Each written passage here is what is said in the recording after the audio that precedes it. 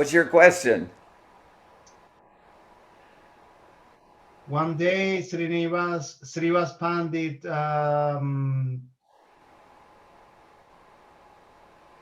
yeah, well, one day, I'm reading here, and one day, Mahaprabhu told Srivas Pandit, no, I cannot understand you. If you don't make the effort to maintain your family working, what are you going to do? And then Srinivas Pandit did this. You know this one, like 1, 2, 3. If you, I say, what is that? What is the meaning of that? Yeah, Srinivas Pandit said, I have taken the vow that if I fast for 3 days and not take a mouthful of food, then I will take a stone around my body and I will jump into the Ganga. And then Mahaprabhu, no, you will have always something to eat. And I was thinking about that. Um, I remember some story about a devotee saying, like, I can run with my eyes closed and you're always going to protect me. And I wanted to learn who is that devotee and when it was that being said. I don't know that. I don't know that. Devotee said, I can run with my eyes closed and you will always protect me. I don't know who that, I don't remember that.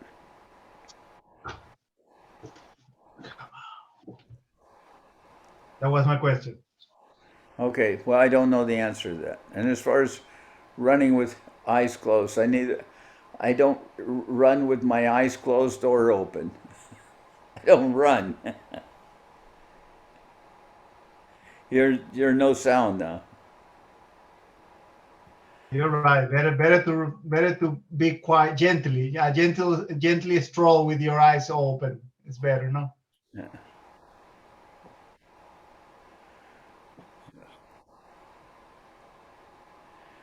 Yeah, I don't have to run anymore.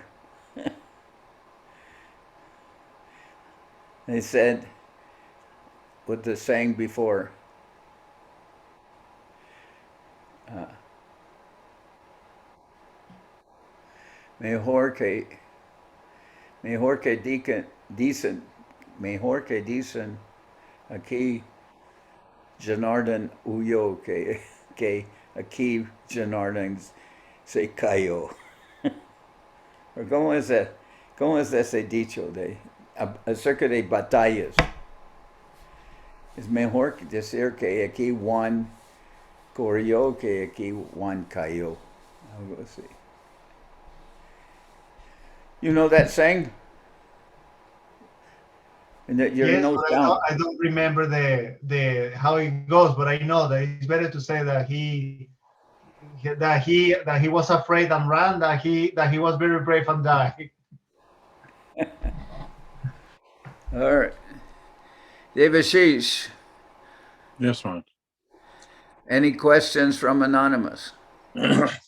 No, but there is a question from Falguni, Didi, but maybe she wants to ask you herself. Can you read it? Yeah, it's a very simple question. It's what is wrong and what is right? What is wrong? Okay. I don't know what is right. I only know what is wrong. That's all I do. I only do wrong. I don't do right. I don't know. If you ask what is wrong and what is right, I mean, on a mundane level, we could say, I remember that where they say, if you substitute the words auspicious and inauspicious, or wrong and right, all judgment calls, but in one sense, you can say what is wrong or what is right in this mundane world is very subjective. It's very subjective. You can't really come to it's. I mean, sure, you could say, oh, if to murder a person, isn't that wrong? We could say, under certain circumstances, I would say yes, it's wrong.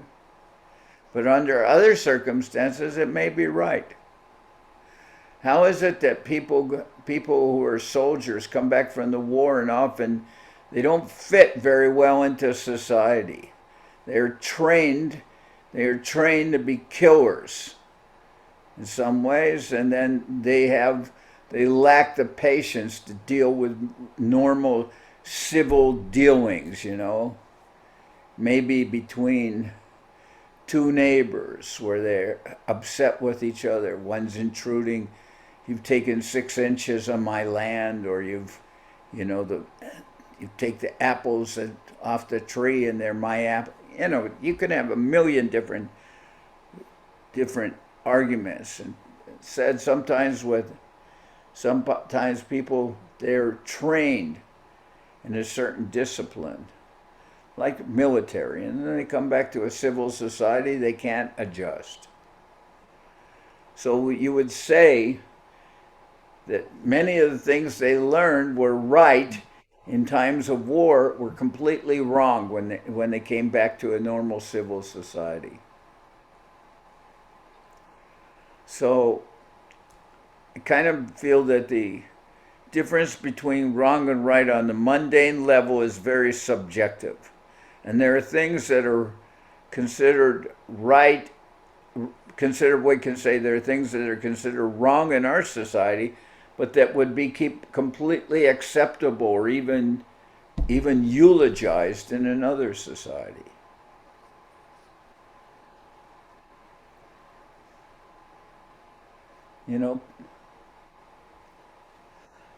I remember one remark that was made. I don't remember I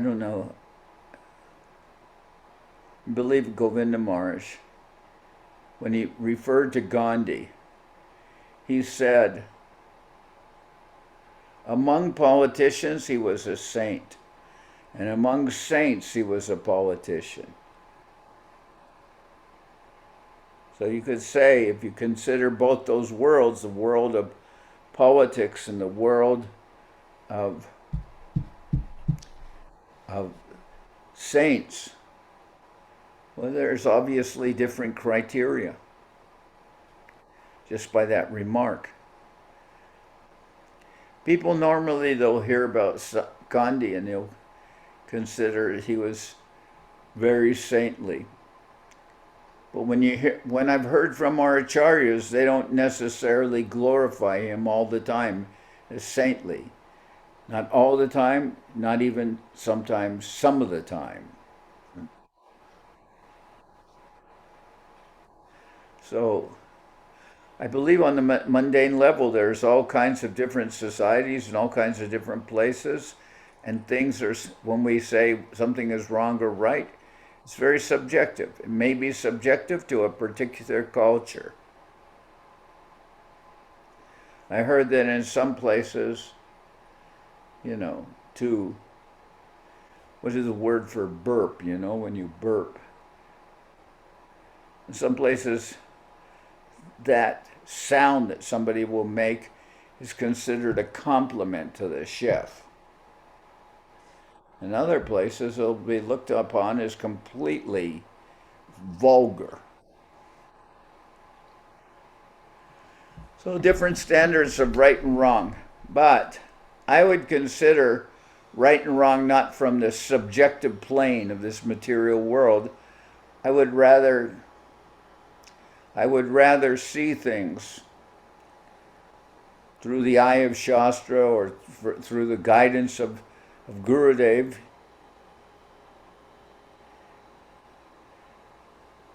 He may say this, and what he says is completely correct.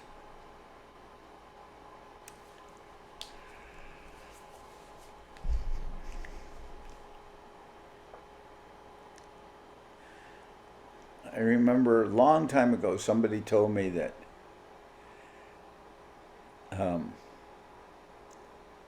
Prabhupada gave them a package to send out in Calcutta from the GPO, which is the main post office. And when he got there, he noticed that the package wasn't sealed very properly. you could see what was inside. And he thought that he should seal it better. But then when he did, but then he found out that by sealing it properly, that was wrong, because there was special rate charges if the package was not sealed completely, and still the contents would not come out. But, so, I mean, that's also a mundane example, but we read about so many examples, and there's so many activities that the devotees perform which would be considered unacceptable for a material society. For instance, if I go out collecting, I may engage in what's considered begging in modern society. But in our society, it's not considered begging, it's considered guru puja. We're going out and collecting, sometimes collecting money, and we're doing it on behalf of the service to Gurudev. And I remember he had, Srila Govinda Maharaj, for many years he had Divya Shakti. Divya Shakti, very nice devotee. And Govinda Maharaj employed her for some time just to go collecting. And now she's quite elderly, or not so deeply elderly, but not able to necessarily do that service that she used to do with such enthusiasm, and you can even say beyond enthusiasm, like effervescent, just was always bubbling with energy. And if somebody saw that activity, they could say, oh, this person is going out and begging, and we don't like that begging. We consider it an intrusion upon society. Isn't that correct? And we'll see it as guru puja, and other people will see it as an anathema, that something they don't like, that the devotees go out begging. But it's all part of guru puja. Whenever I would go out, it was always to do some service to Gurudev. I mean, that was the whole motivation. Whether I'm distributing books, or if I'm distributing, I remember for some time the devotees had a very corny line. Especially the ladies, they would go up to somebody at an event and they would say, I have to give you a citation. You heard that line, right, Devashis? No, Maharaj. No. You never heard that line? No. It was a corny line that they had originally, but they did it very successfully, though. Especially the ladies would go up to somebody, say, excuse me, but I have to give you a citation. And then there'd be a pause. And for having the most beautiful smile, or this or that, or, It was like citation was a way of getting the person's attention. I have to give you a citation, like it was something official. Then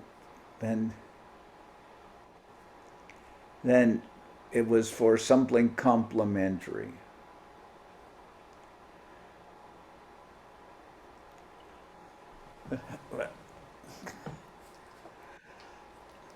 All those activities would not be very much appreciated or encouraged in this society. But maybe on a different level. Now we have telemarketers. Do they ever call you telemarketers? Yeah, I had to buy a special phone to block them out. You pay extra to block them out? No, just once you bought the phone, you program in all the numbers that you know, and then when an unknown number calls, they have to announce who they are before you answer the phone. Oh. So then you can decide if you answer it, send it to the answer machine, or block it.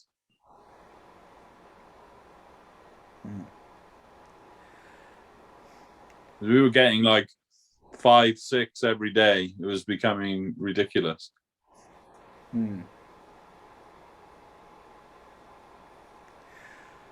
Now I don't get so many telemarketers. What I get is spam, in the sense that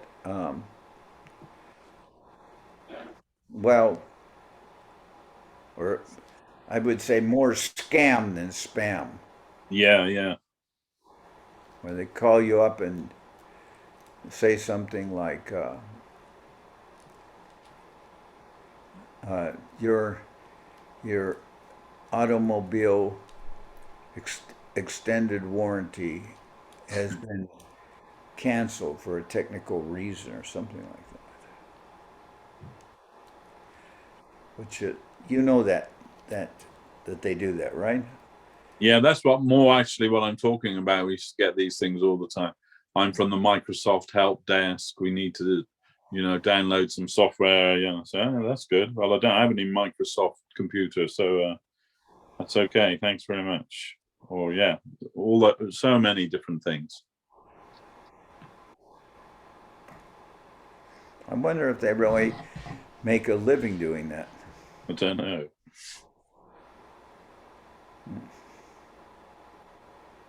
Must be. I read about somewhere actually it was in London, that they contacted. You know what it was? It was something apparently not important, like offering a sale price on some item. Yeah. And then somebody would respond to it, perhaps an older lady, and they'd say, you'd ask her for enough information that they could just empty her account. Yeah.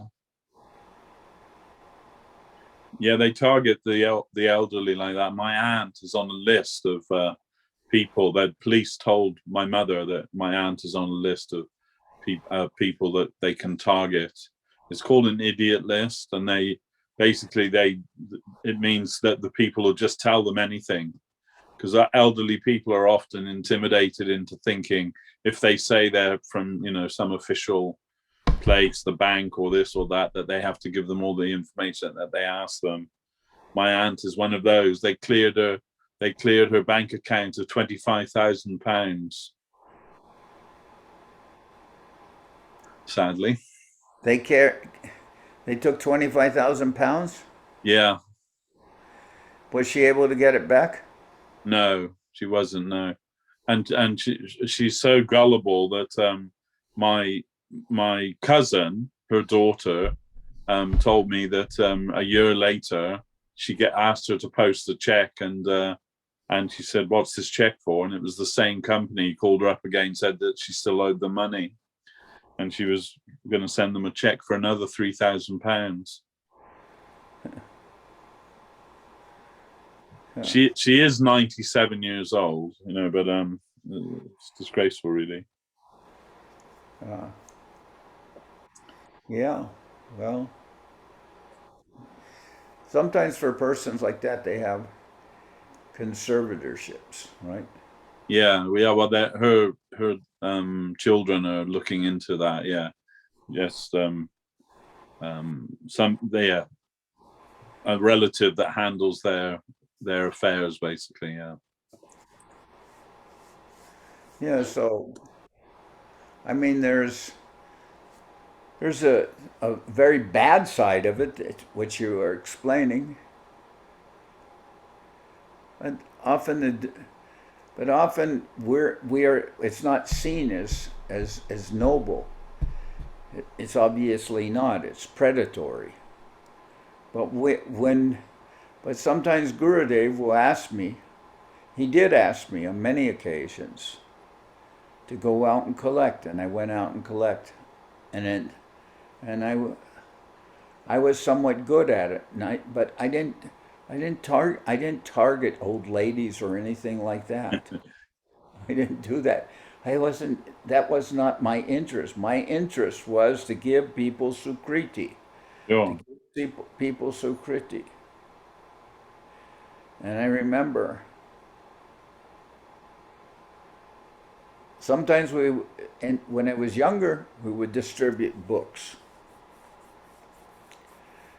And those books were wonderful if somebody actually ever would read them. They're wonderful books.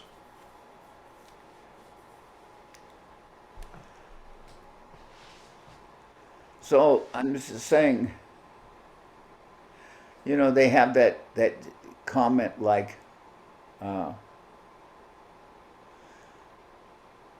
somebody is like, I don't remember how it goes, but tied to a bed or something, and somebody comes in and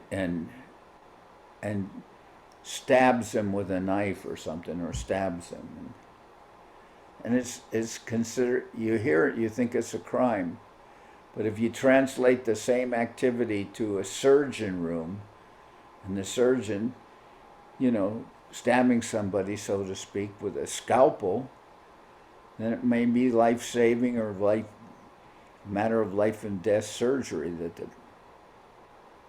know.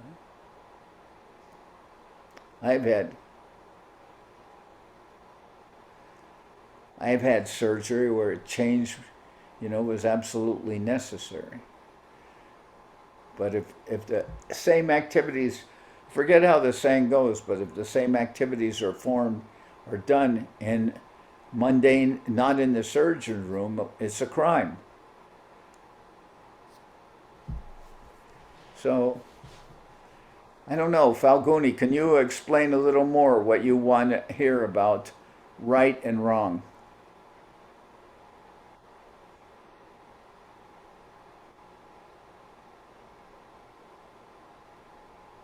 Yeah. No, Maharaj. It's very general, the question, nothing specific. I'm reading the Jaiva Dharma, and at some point they explain about the castes and how, for example, the merchants, even though they may be a devotee, they have to engage into relating to people that are not necessarily devotees. But then when you read about the Brahmins, that they always said that you need to relate to devotees, so you know you can have some advancement in your spiritual life. But it's more when we are on the daily duties. At some point, it's like, is this really? Is this what I'm doing really gonna make us move forward to having a better relation with the devotees? Or So, but your question was about, tu pregunta está acerca de lo que es right y lo que es wrong, de lo que es correcto y lo que es inaceptable. yeah. Pero ¿en qué sentido?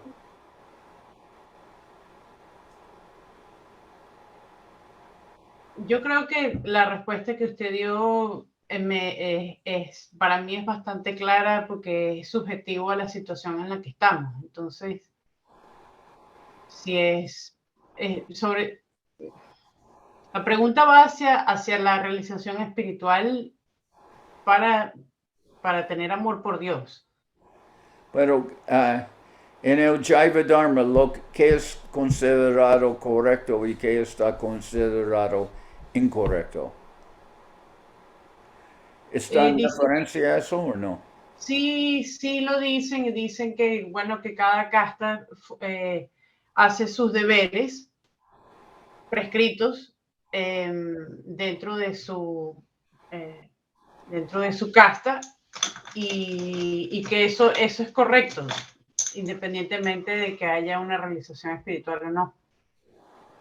Ok, bueno, en ese sentido, yo tengo algo de respuesta porque que en el plano de vida y marca hay muchas actividades que están correctas, pero son sumamente aburridas y innecesarias, en mi opinión, algo, ¿no? On the plane of Vidi Marg, there are many things that one is supposed to do, and they're completely boring and unnecessary. And I think Guru Maharaj talks about that. You know, unfortunately, we're born in Malechadam. We are born in Malecha families. So what is activities that should be done by people don't even concern us because we couldn't even do them if we wanted to.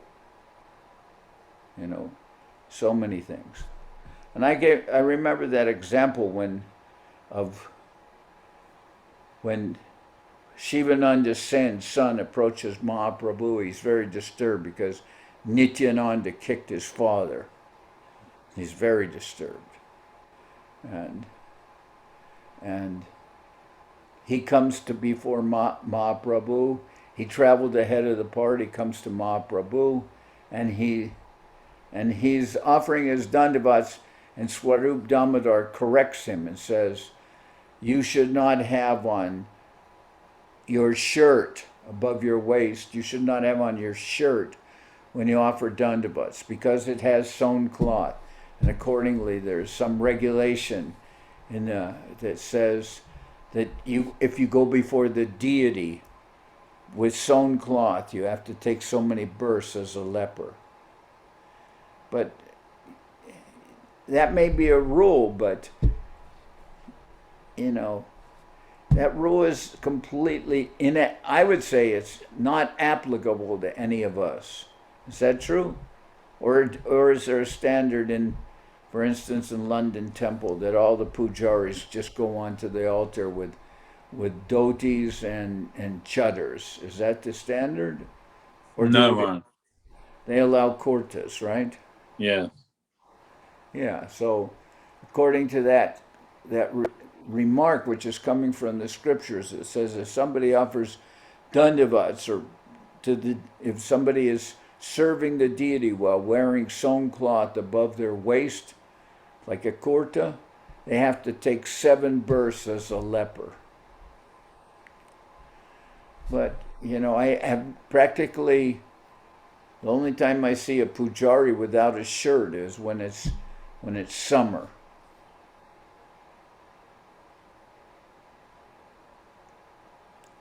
And I think in formal society, like in London, to go around without a shirt would be considered a little savage, isn't it? Unless you're at the beach. Yes, Maharaj, it would. Low class. It would be considered low class. You might expect it from a football hooligan, but not from a gentleman. There you go.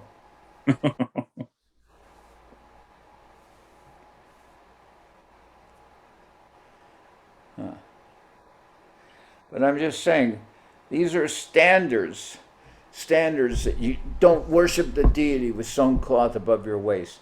These are standards that we don't adhere to. And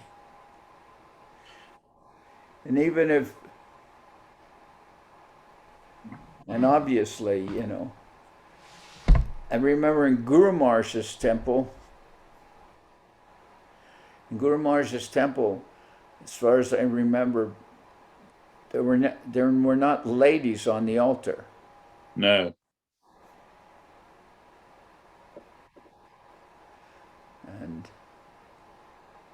But Guru Maharaj supported that in the West. Yes. He just said in India it's not culturally acceptable, that's all.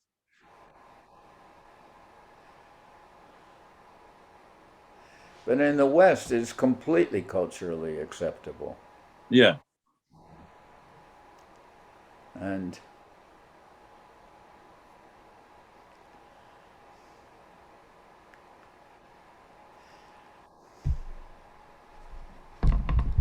That was one of the things that Bhaktivedanta Swami Prabhupada, he said that he adjusted things for the West because he saw it was very common for men and women to want to engage in devotional service equally. Whereas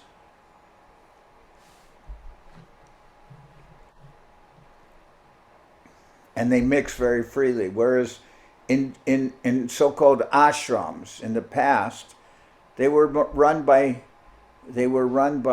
sannyasis and brahmacharis, not even grihastha men so much.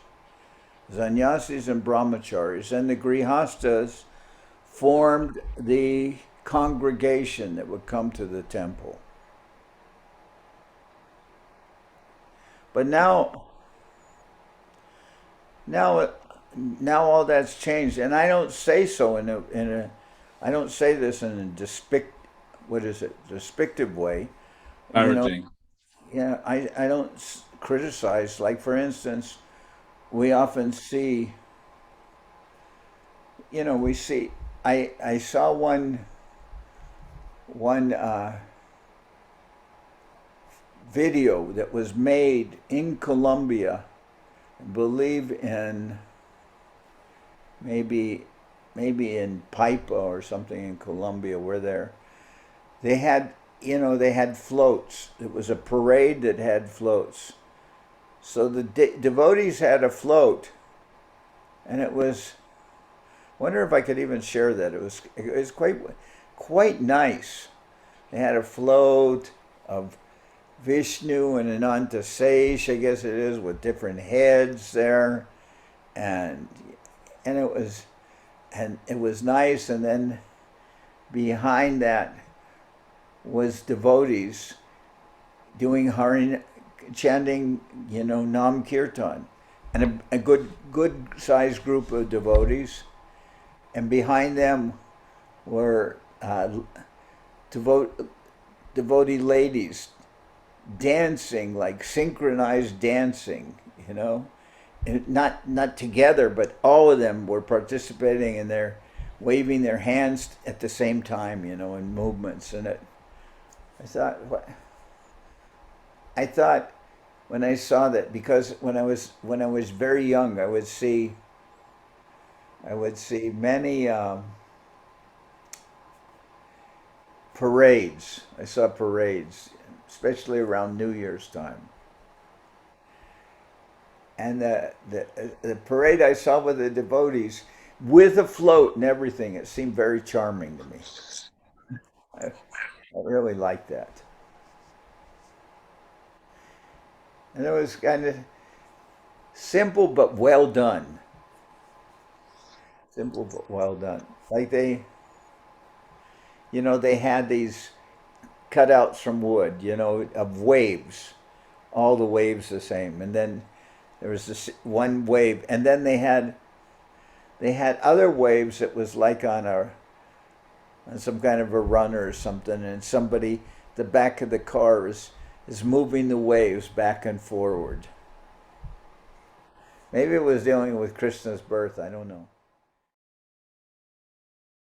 It's very simple, but I really like this. What?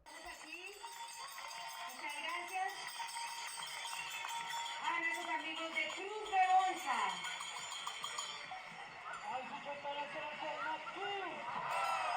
Nitai Gorango, Nitai Gorango. Nitai Gorango, Nitai Gorango. Nitai Gorango, Nitai Gorango.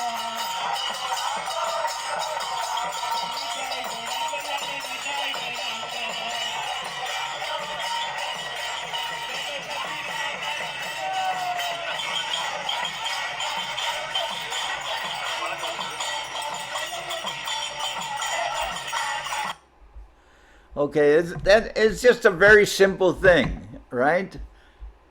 But I was saying before, I don't need to share the screen. What I was saying before, one of the points I was making is, previously in India, it would even be considered not correct to see ladies dancing. You remember that? Yeah. Vaikuntha is like adhokshaja. It's like, beyond the imagination. But then when you get to the highest level, you have Prakrita. a prakrita plane. Prakrita, adhokshaja, and a prakrita plane.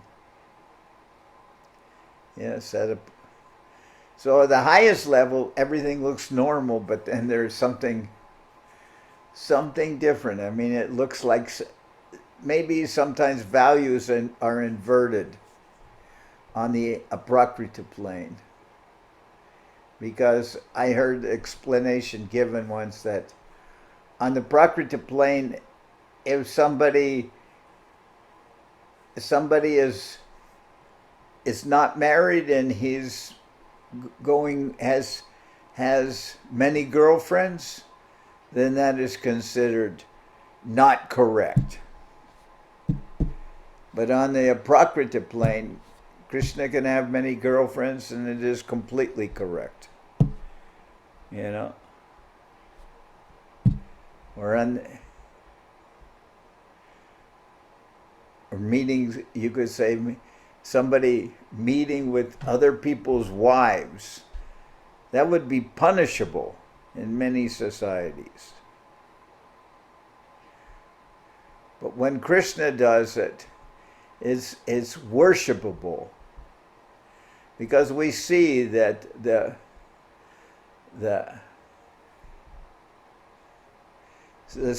plane of Parakiya Ras is above Swakiya Ras. Swakiya Ras is Vaikuntha.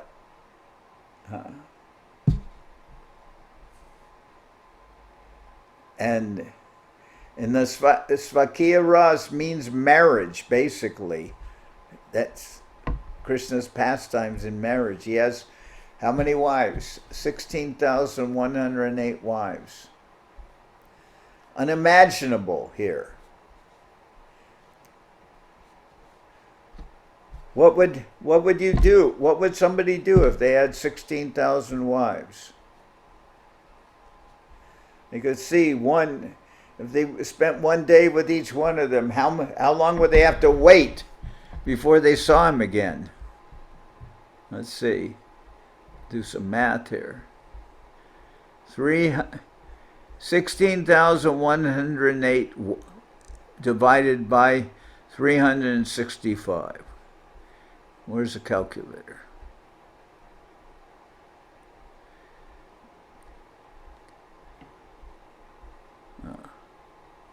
Can you calculate that? Yeah, it will be 44 years.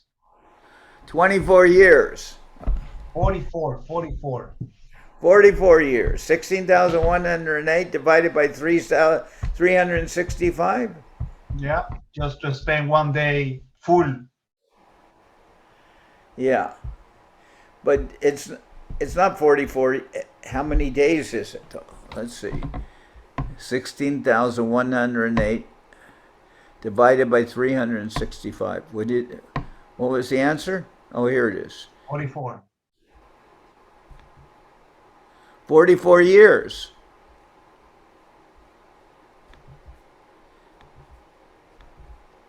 They're a full day with. 16,000. I mean, it's a big number. It's a huge number.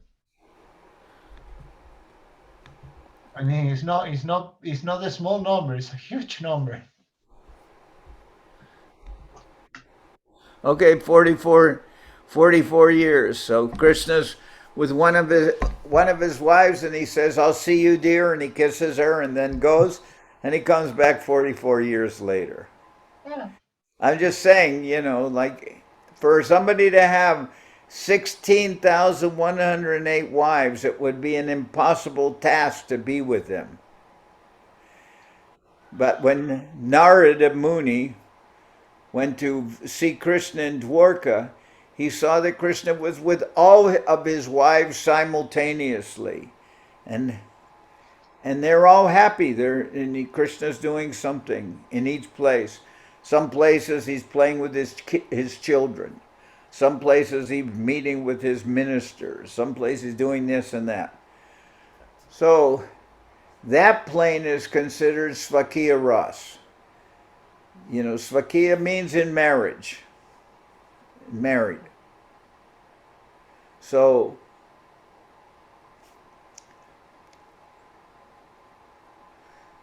I'll just consider that I'll just consider that, you know, that in our society, marriage is acceptable.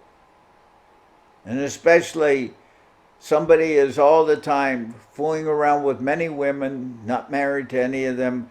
That's not considered completely acceptable. Maybe some people would consider it acceptable, but it's not so acceptable. And even worse when it's considered that somebody's meeting with somebody else's wives. I remember, you know, in Latin America, how they show that, right? At least in Mexico. If somebody's wife, for instance, is fooling around with some other man, then the people will say, here, let me open the door for you. And they'll open the door all the way. And, you know, and that, you know what that means?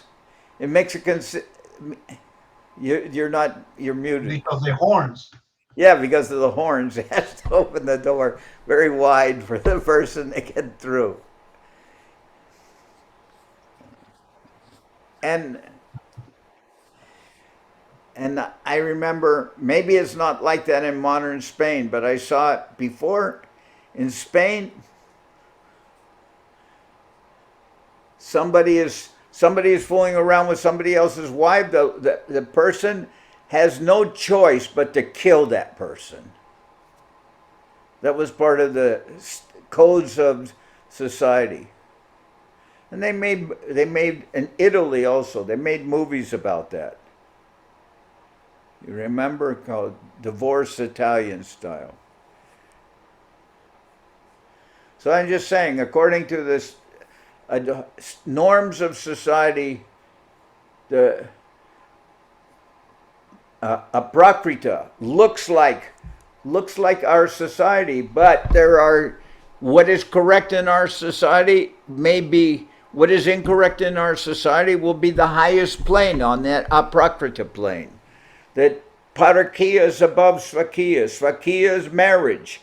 But Krishna's relationship with Radharani, that came up in a case in Navadip.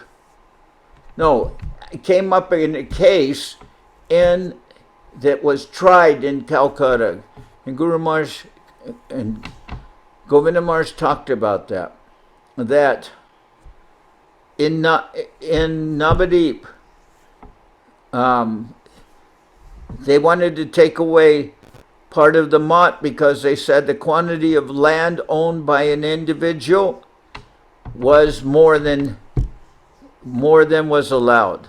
But Govinda Maharaj, well, they had a lawyer, and the lawyer said, well, they're not above the quota because there are 4 people. What is it? No, what is it? How many quotas were allowed? 3, I guess. So, no, the amount of land was beyond what somebody could have. And then the argument in court was, well, it's not the property of one person, because the mott in Navadip wasn't registered as a religious society. So there was a quote on how much land the individual could have. But they said, no, the land is owned by, yes, four persons. What is it? Guru is 1, Gauranga is 2, and Radha and Krishna is also another 2. But they argued, and someone answered in court, no, Radha and Krishna can only have 1 portion because they're married. And then they said, no, Radharani's not married to Krishna. She's married to someone else. So then they won the right to have that much land because it was owned by 4 people. The deities are the owners of the land, and there's 4 deities. So Guru, Gauranga Sundar, Guru, Gauranga Sundar, and Gandharva, and Govinda Sundar. So 4 persons, they could have 4 persons. And they won the case. Although if they would have had even 3 persons, they would have had too much land. But it was argued that that Radharani and Krishna are not married, so they each are individual owners. Whereas if they were married, they couldn't be individual owners. You've heard of that case? Oh, Govinda Mars talked about that. Hey, Devashis, are you still here, or you were thrown out again? I wonder. We should maybe get rid of this hosting thing, because Devashis has been kicked out again, I think.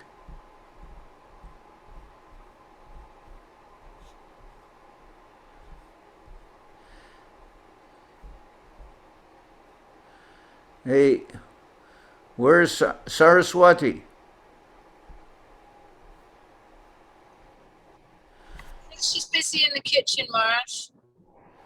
Okay, well, Devashis made me the host, and somehow or other he's been kicked out.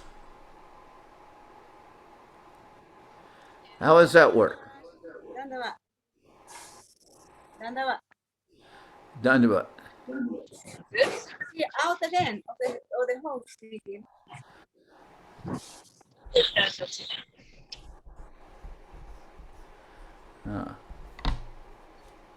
Let me see. Click on participants again. It says I'm the host. Oh, I see. I'm the host, and it doesn't show Devashis got kicked out. There is no Devashis as a participant.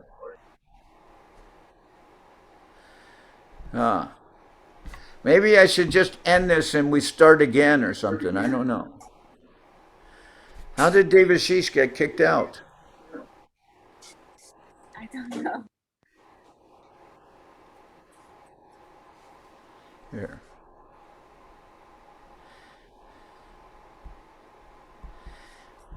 It's dangerous. If I end it and try to start again, then I'll be the host and well, No, it will be more complicated. I think he needs to join the meeting again.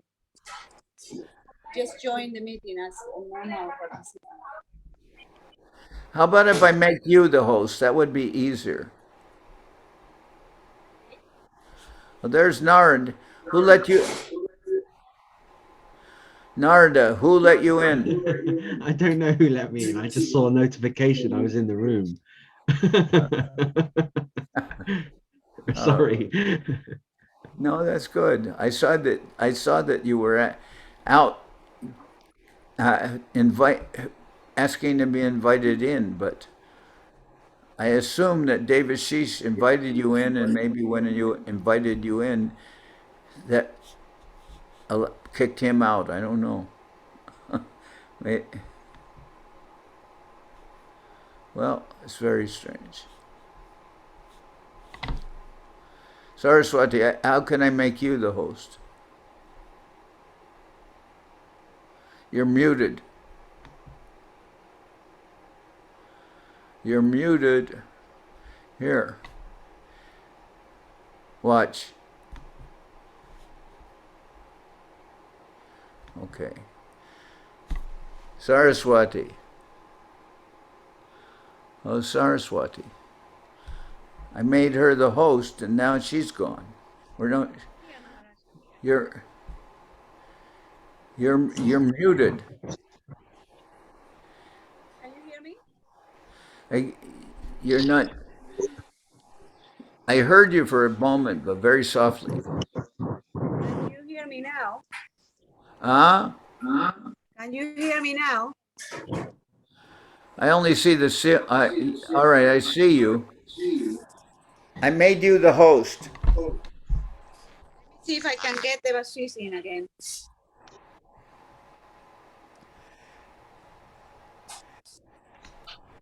There's a Jai Krishna.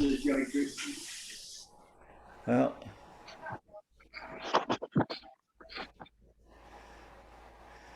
this,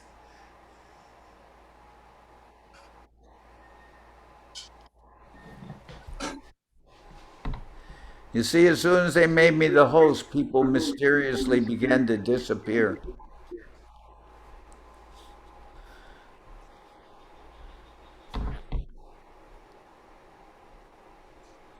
Huh.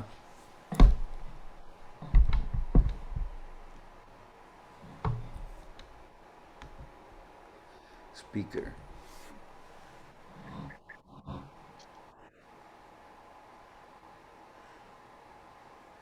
Saraswati, are you there?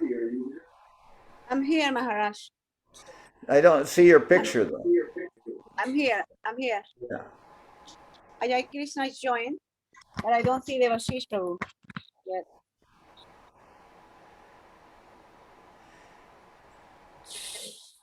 Well, you're the host. You know you've done this many times, right? Yes, but he needs to join the meeting, and then I will I will admit him to the meeting. But he's not coming in to the meeting, so I don't know Oh. what's happening here. I'm gonna go to.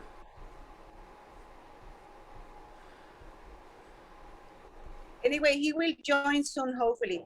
But I was thinking maybe you would like to share something with your association with Srila Govinda Maharaj, Gurudev, Srila Gurudev, since it was his Vyasa Puja yesterday. It would be nice to hear from you, Maharaj, about Gurudev. Okay, well, let me see here. Participants.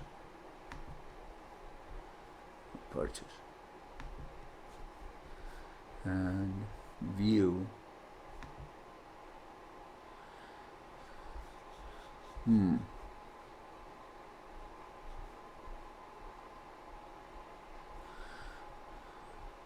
Let's see.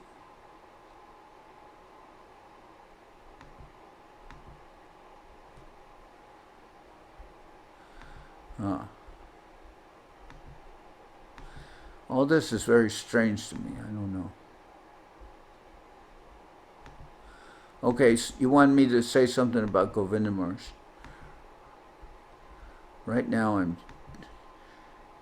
exit full screen there.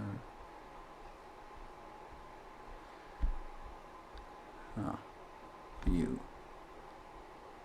Speaker.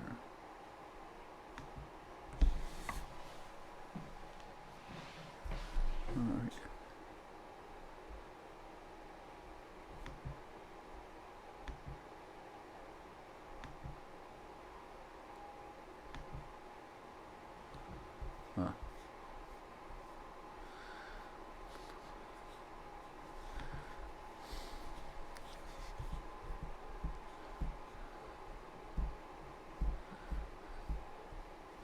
Let me speak to Devashis.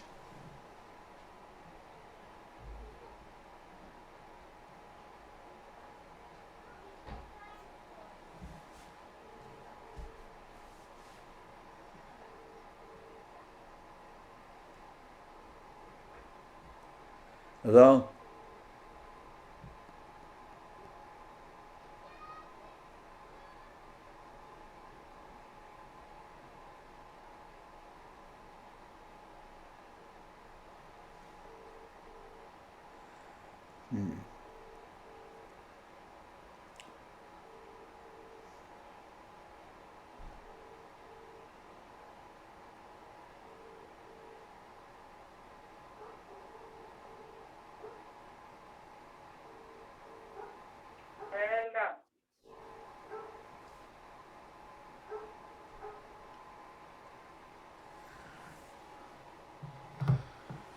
Well, I tried to call Devashish on and he nothing answered. No one answered.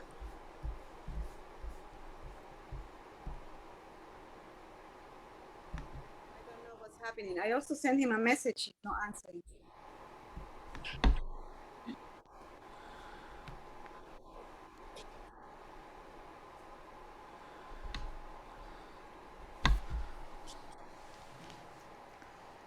I talked for a long time about Govinda Maharaj yesterday, but it was all arranged from the time when I was with Srila Prabhupada. He sent me to the Sri Chaitanya Saraswati Mat in 1974. I didn't meet Govinda Maharaj at that time. I went in 1974 to Guru Maharaj's Mat, and there was some festival going on there. So Prabhupada sent me to the festival. And later Srila Prabhupada talked about Srila Guru Maharaj, about Srila Sridhar Maharaj. And he mentioned how much affection that Srila Sridhar Maharaj had for Govinda Maharaj. You know, to the extent that it was incomprehensible by Srila Guru Maharaj and Srila Prabhupada's godbrothers. It was incomprehensible how much affection Srila Sridhar Maharaj had for Govinda Maharaj. And then when I came, many of you had already joined by the time I came, but I came in 1977. 1987 actually. And at that time, sometimes Srila Sridhar Maharaj, on one occasion, he sent me to go to Calcutta to bring Govinda Maharaj back. Govinda Maharaj was doing some work in Calcutta. And I was talking about how the normal relationship between guru and disciple, it was almost like in the Srila Govinda Maharaj was caring for Srila Sridhar Maharaj, and their relationship was so affectionate that at times it seemed almost like Srila Sridhar Maharaj, he was completely dependent on Govinda Maharaj. Like one time I was going to Calcutta, and Guru Maharaj wrote a note for Srila Govinda Maharaj to come back to the Mat, because Guru Maharaj wrote that he was not feeling well. And Govinda Maharaj had become, although Govinda Maharaj, he prayed once to Lord Shiva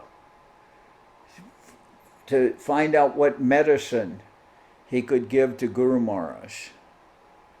And Lord Shiva answered him, and Govinda Maharaj thought it was imaginary, and then Lord Shiva answered him a second time, and he heard it.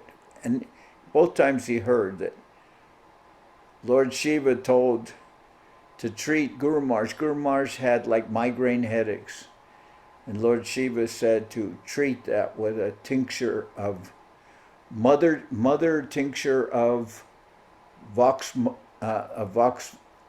what is it? Vox vomica? Nox vomica. Saraswati, you know about these things, right? Yeah, Nax Vomika, Maharaj. But the mother mean the full strength. Yeah. He was to use that. That's what Lord Shiva said. And then afterwards, he gave Guru Maharaj Kalifas. I don't know what strength. Do you know the strength? No, I don't know, but it could have I think been. it was either maybe 6x, 12, or 12x, I don't know, of Kalifas for his headaches. So when I was going to Kolkata to see I was going there, and Govinda Maharaj was in Calcutta. Guru Maharaj wrote a note, which in Bengali, I couldn't read it, but it said undoubtedly said for Govinda Maharaj to come back. And then Govinda Maharaj, he read the note and he just crumpled it up and threw it. It was very unusual. And then sometimes when Govinda Maharaj was leaving, his car would have to go, on the roads to go around and through a back way and then go across on the Gauranga Setu, which is the bridge over the Ganga.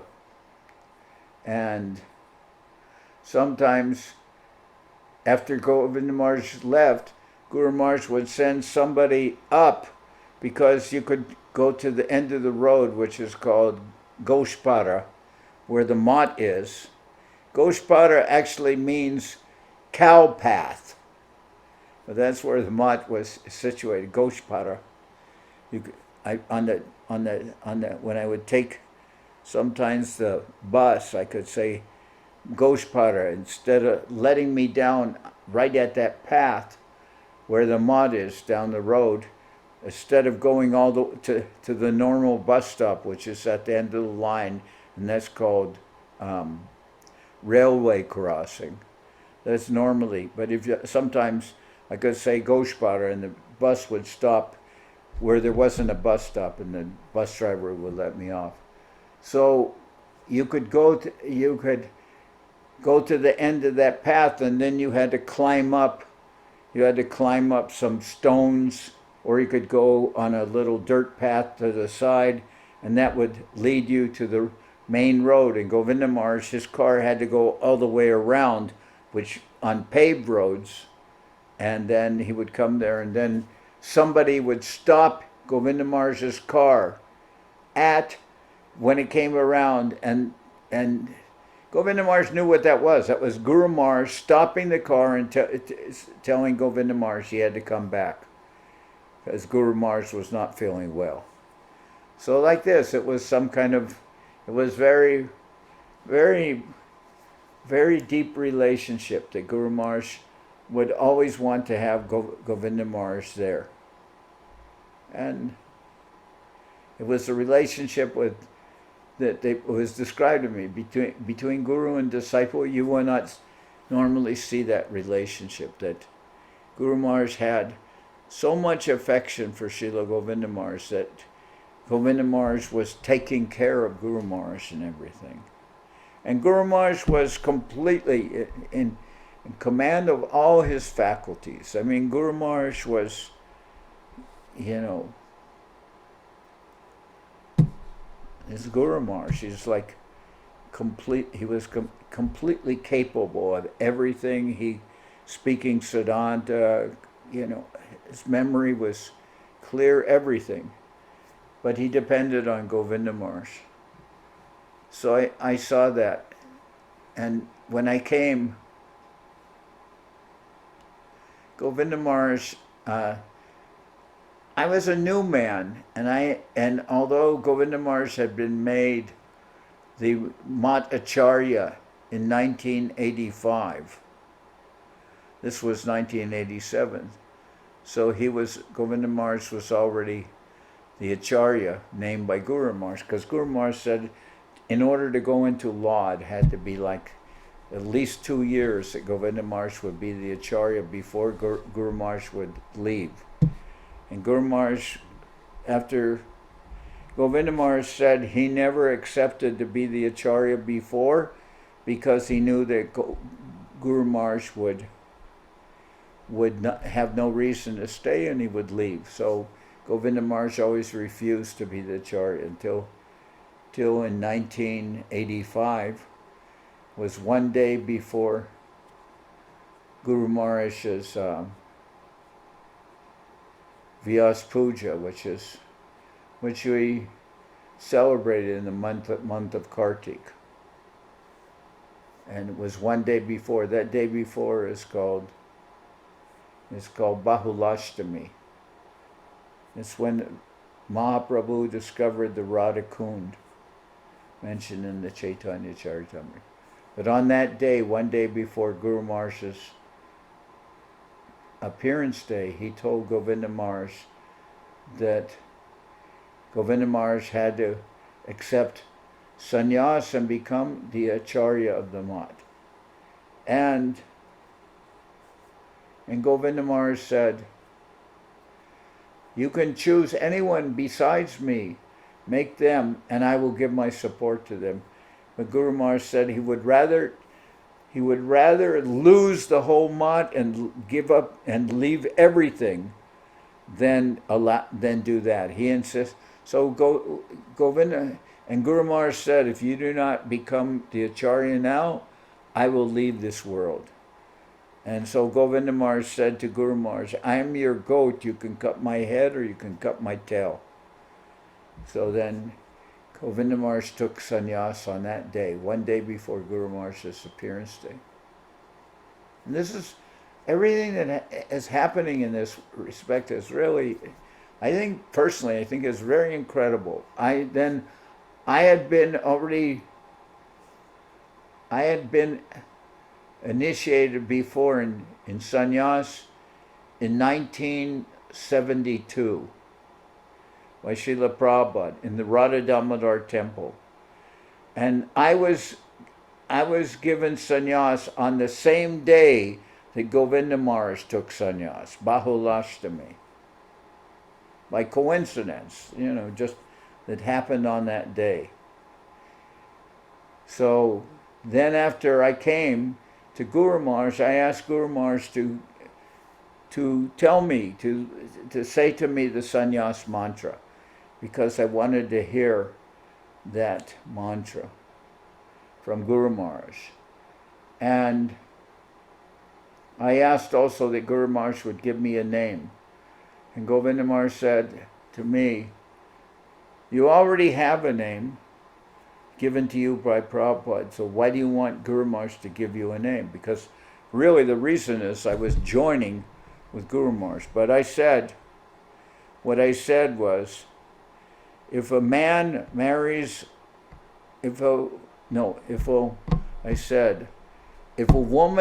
a man, she wants to have his name. That's what they do in marriage. And when I said that, Govinda Maharaj he pounded his hand into the table like this. And he said, very good reason, very good reason. So then they gave me the name, Bhakti Pavan Janardan Maharaj. My name before was Panchadravida Swami, and Govinda Maharaj said, everything that's there in Panchadravida is now in Bhakti Pavan Janardan. He said, there is the Pa from Panchadravida, Pavan, and like this. Everything was there. And then Guru Maharaj gave me the name and the mantra, but Govinda Maharaj explained to me what it all meant. He told me. And Govinda Maharaj was there. But it should have been, because Govinda Maharaj is the acharya then, that he would give me the name and the mantra and everything and hand me the danda. But because I came there and I wanted, I don't know, I had asked to hear from Guru Maharaj, so he told me the mantra, although Govinda Maharaj was the acharya. I remember with one person, Mahananda, he came there to the mat, and it was when Govinda Maharaj was the acharya, but Guru Maharaj was still alive. And then not Mahananda, Madhavananda is married to Sachi. No, he's married to Shama, and Sachi is his daughter. And that Madhavananda, he came there and he asked for, he wanted to take initiation, but that time Acharya Maharaj wasn't Pardon me. That time Govinda Maharaj wasn't present. He was in Calcutta. So Guru Maharaj said, I will give you Diksha, initiation, on behalf of Govinda Maharaj. So Guru Maharaj acted as Govinda Maharaj's Ritvik for giving Madhavananda the name and everything. Guru Maharaj did it, but he said, I'm doing this as a Ritvik for Srila Govinda Maharaj. Very unusual. And then I was with Srila Govinda Maharaj, and Govinda Maharaj was always talking about, in those days, he was talking very much about Bhaktivedanta Swami Prabhupada. And so one day, I'm very foolish. One day I said to Govinda Maharaj, you're always speaking about Bhaktivedanta Swami Prabhupada, but we'd like to hear something about Srila Sridhar Maharaj. Stupid, really stupid to say that. But Govinda Maharaj, he became very angry because I was telling him what he should do or something. But Govinda Maharaj was very super affectionate always with me. And Govinda Maharaj, he started out by saying that once Guru Maharaj said to me, are you ready to accept all your karma now? Are you ready to get the reaction for all your karma and accept it now? Guru Maharaj said like that. So apparently something that Govinda Maharaj had done that Guru Maharaj was angry about. So he said, are you ready to accept all your karma now? And Govinda Maharaj answered, Govinda Maharaj said, if I eat coal, then I must pass ashes. If I eat burning coal, burning fire, if I eat burning fire, then I must pass ashes, like that. Meaning that he was surrendered to Srila Guru Maharaj, and he is, of course. But Govinda Maharaj said that to me. Once Guru Maharaj told me, are you ready to accept all your karma now? And Govinda Maharaj said, so I'm asking you, are you ready to accept all your karma now? And I said, oh, wait a minute. In other words, I could see Govinda Maharaj was upset. And then he said to me, he said, you already have so many tapes of Srila Prabhupada, and you already have so many tapes of Srila Guru Maharaj. And he said, but I am just a boot. I'm just a boot. You know what is boot, right? Boot is a ghost. He said, I am just a boot. I am just a ghost. So what do you, more or less saying, what do you want of me? You've heard from Prabhupada, you've heard tapes of Guru Maharaj. Why are you asking, what are you asking of me? You have everything, and I'm just a boot. I'm just a ghost, you know? So, in other words, Govinda Maharaj had his own way of preaching. At that time, there were people coming from ISKCON, and Govinda Maharaj wanted to preach to them, and he didn't want somebody like me suggesting that he should speak more about Guru Maharaj, and he became upset with me, and he, you know, so he chastised me. And I personally, you know, I could talk about all the wonderful things with Srila Govinda Maharaj, because it was, for me, an infinite number of things with Srila Govinda Maharaj that was very wonderful and very affectionate, always. But at the same time, when you get some chastisement, that's also part of the relationship. It's very nice, you know, sometimes to be chastised. You know, if your guru will always say just very wonderful things to you, then it may also be because he doesn't think you can take chastisement. That you'll be too much, you'll start crying and go away if you're chastised. But you don't, but in But for instance, Gaurachandra and some of the others here, you're married, so you don't know anything about chastisement, right? Never. It's just a Never. blissful life. Huh? It's just a blissful life.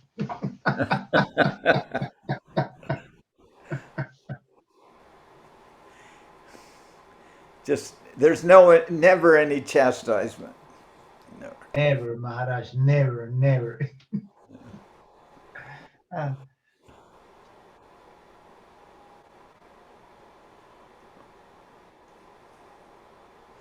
Yeah, I remember when I was in Argentina, there was a married couple. I'm not going to mention their names, but one time in the temple, the wife said, "You're nothing but a worm," to her husband. I'm not going to listen to anything you say, or something like that. So I thought, how blissful is this life? yeah.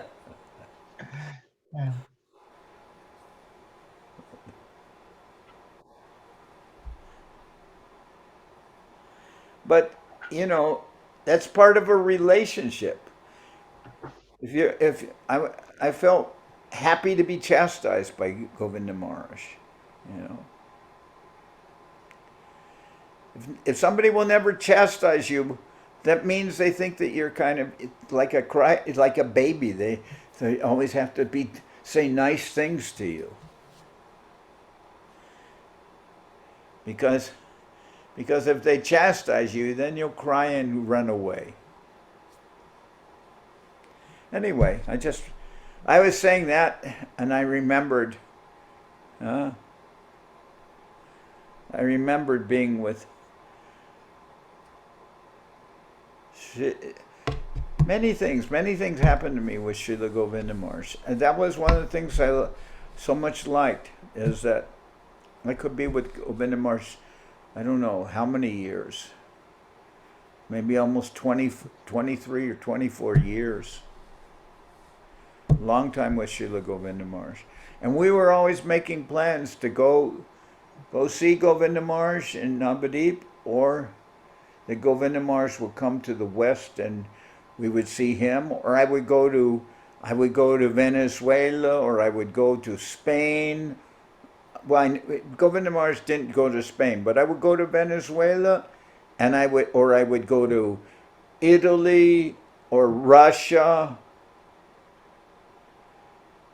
or many places, wherever Govinda Maharaj was, or Mexico. I would go to those places. So we were either making plans to be with Srila Govinda Maharaj, whether it was in Calcutta or Navadvip or some country, be with Govinda Maharaj, or bring Govinda Maharaj to where we were, to bring Govinda Maharaj to the temple. That was kind of like our plan for all the time we were with Srila Govinda Maharaj, to go see Govinda Maharaj. And I remember one time Hashapriya went, and Govinda Maharaj told him, tell Janardan Maharaj to come here now. And so then Hashapriya told me that. And I said, well, I was planning on going to India in a couple months to be with you at the time of your appearance day to Govinda Maharaj. I said, so what should I do? And Govinda Maharaj said, you should come now. That is, I have no one here to annoy me or to disturb me. He said, you should come now, because I have no one here to disturb me. That's what he told me.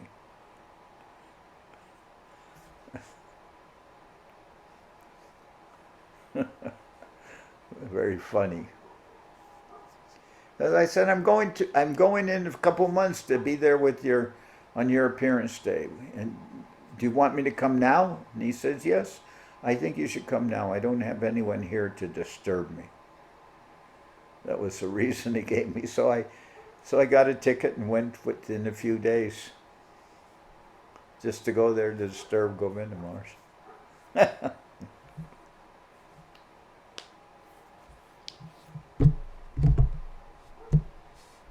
once Maharaj, we were in Calcutta, and then Yamuna Didi, she just passed by and she was crying, and she went into a room, and there was Ashra Maharaj and Siddhanti Maharaj, and then Siddhanti Maharaj asked Ashra Maharaj what happened, and Janardan Ashra Maharaj gave this face to Siddhanti Maharaj because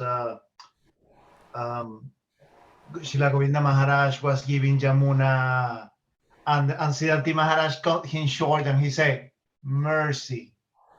And I really never saw, being chastised as that. And now you're mentioning like how sweet it is if someone that you really love chastise you, because it's pure mercy. He's taking the care of correcting you. Yeah. I mean, Radharani chastises Krishna, and I'm sure that when someone is in an affectionate relationship with someone else, they like to be chastised sometime. Well, I really think it's true. Well, I don't know about that. But okay, anyway, it's getting late and there's no Devashis. What happened to Devashis? We cannot figure this out. The Maharaj, he tried to join in like 10 times, he said, and he couldn't get in for some reason. So he got frustrated, I think, and stopped trying. Oh. So anyway, I guess that was some technical issue with the changing of the host, maybe. Maybe. After I became a host, I kept him out.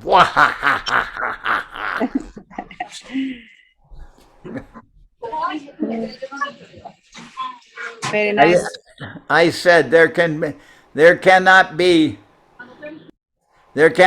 two hosts in one Zoom. There cannot be two hosts in this Zoom. So then I push a button. Bong. He's out.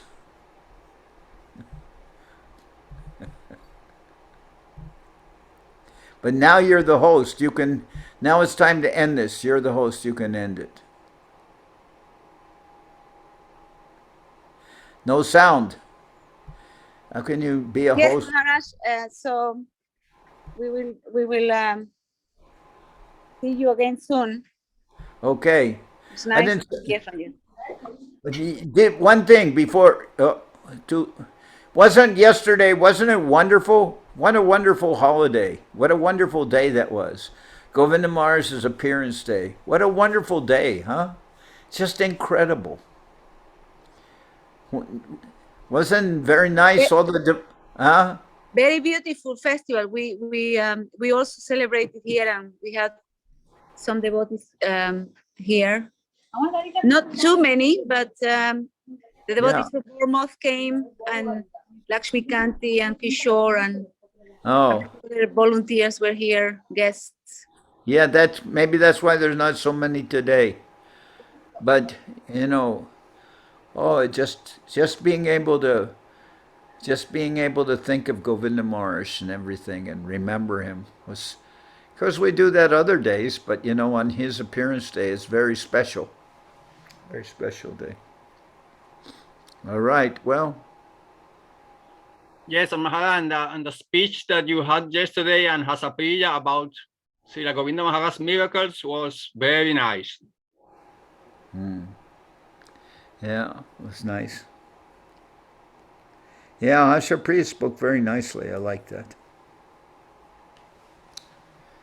Okay, my dandavats to everyone.